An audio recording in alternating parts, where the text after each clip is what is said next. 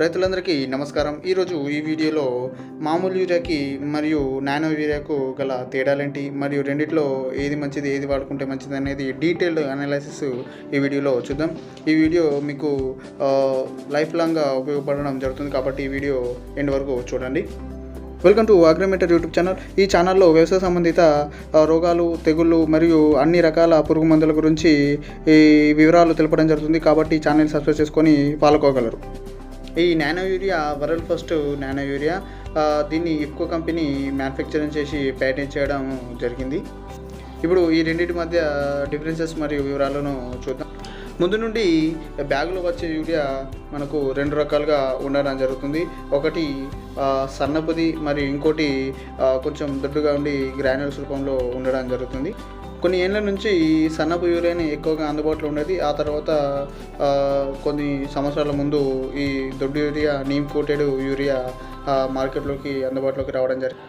ఏ ఫర్టిలైజర్స్లో లేనంతగా ఈ యూరియాలో 46% నైట్రోజన్ రిచ్గా ఉండడం జరుగుతుంది. సన్నపు యూరియా తొందరగా కరగడం జరుగుతుంది. అదే ఈ దొడ్డు యూరియా కొంచెం సైజ్ ఎక్కువగా ఉన్న యూరియా కొంచెం లేట్గా మెల్లగా కరగడం జరుగుతుంది. ఈ యూరియాను పొలంలో చల్లిన తర్వాత భూమిలో ఉండే బ్యాక్టీరియా దీంతో రియాక్ట్ అవ్వడం ద్వారా ఈ యూరియా అమోనియాగా మారి అమోనియా మొక్కకు నైట్రోజన్ రూపంలో అందడం జరుగుతుంది. ఈ యూరియాను మనం పొలంలో చల్లినట్టయితే పొలంలో తప్పకుండా మాయిశ్చర్ లేదా నీటి తడి ఇచ్చినట్టయితేనే అది భూమికి ఇరికి ఆ తర్వాత మొక్కకు అందడం జరుగుతుంది. ఒకవేళ మనం నీటి తడులు ఇయ్యకుండా మామూలుగా ఒక సంచి యూరియా వేసినా కూడా అది కరగదు మరియు మొక్కకు బలాన్ని ఇవ్వకుండా వృధాగా వేస్ట్ అవ్వడం జరుగుతుంది. అలాగే ఈ యూరియా 100% మొక్కకు అందుబాటులోకి వెళ్ళరు. మనం చల్లిన యూరియా 50-60% మాత్రమే మొక్కకు అందుబాటులోకి వెళ్ళడం జరుగుతుంది.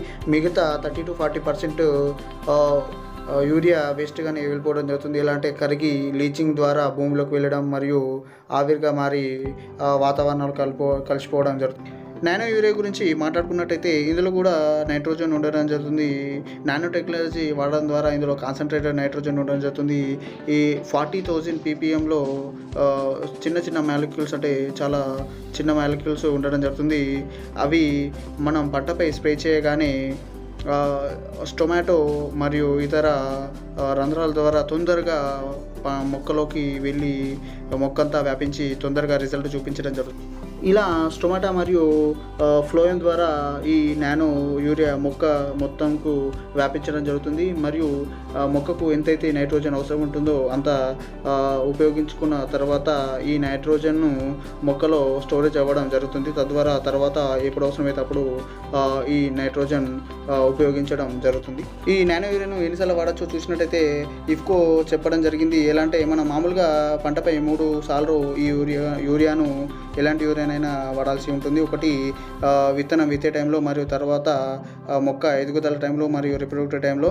ఎలా అంటే మనం మొక్క నాటుకునే టైంలో, విత్తనం విత్తుకునే టైంలో యూజ్ చేసే యూరియాకు మనము గ్రాన్యూల్స్ రూపంలో ఉన్న యూరియానే వాడుకోవాలి. ఇలాంటి నానో యూరియా పనిచేయదు. ఆ తర్వాత 2 స్టేజ్లలో ఈ నానో యూరియాను వాడుకున్నట్టయితే మంచి రిజల్ట్ వస్తుందని ఇఫ్కో చెప్పడం జరిగింది. వీటి ధరలు చూసినట్టయితే మామూలుగా మనము 45 కిలోల యూరియా బస్తా 270-80 వరకు కూడా ఎక్కువ తక్కువగా ఉండడం జరుగుతుంది. అదే ఈ నానో యూరియా బాటిల్ 240 MRP ఉండడం జరుగుతుంది. దీన్ని పంటపై 2 సార్లు స్ప్రే చేసుకుంటే మంచి రిజల్ట్ వస్తుందని చెప్పడం జరుగుతుంది. రైతులకు ఒక డౌట్ రావచ్చు, మరి ఈ మామూలు దొడ్డు యూరియా ప్రొడక్షన్ ఆపేయడం జరుగుతుందా, తయారు చేయడం బంద్ చేస్తుందా, ఓన్లీ నానో యూరియాని ఇస్తారని అనుకుంటే అలా ఉండదు.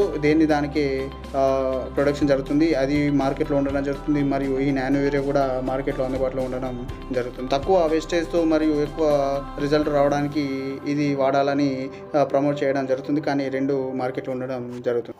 అదే మీ ఉద్దేశంలో ఈ రెండిట్లలో ఏది బాగా పనిచేస్తుంది, మరియు ఒకవేళ మీరు నానో యూరియా వాడినట్టయితే అది ఎలా వర్క్ చేసింది అనే దాని గురించి తప్పకుండా కామెంట్ బాక్స్లో కామెంట్ చేయండి. ఇదండి నానో యూరియా మరియు మామూలు యూరియాకు డిఫరెన్స్. ఈ రెండింటిపైన మీకు ఒక అవగాహన వచ్చిందని అనుకుంటున్నా. మీకు ఎలాంటి డౌట్స్ ఉన్నాయని కూడా కామెంట్ బాక్స్లో కామెంట్ చేయండి. మరియు ఇలాంటి ఇన్ఫర్మేషన్ కోసం మా ఛానల్ని తప్పకుండా సబ్స్క్రైబ్ చేసుకోండి. ఈ వీడియో నచ్చినట్లయితే లైక్ చేయండి మరియు షేర్ చేయండి.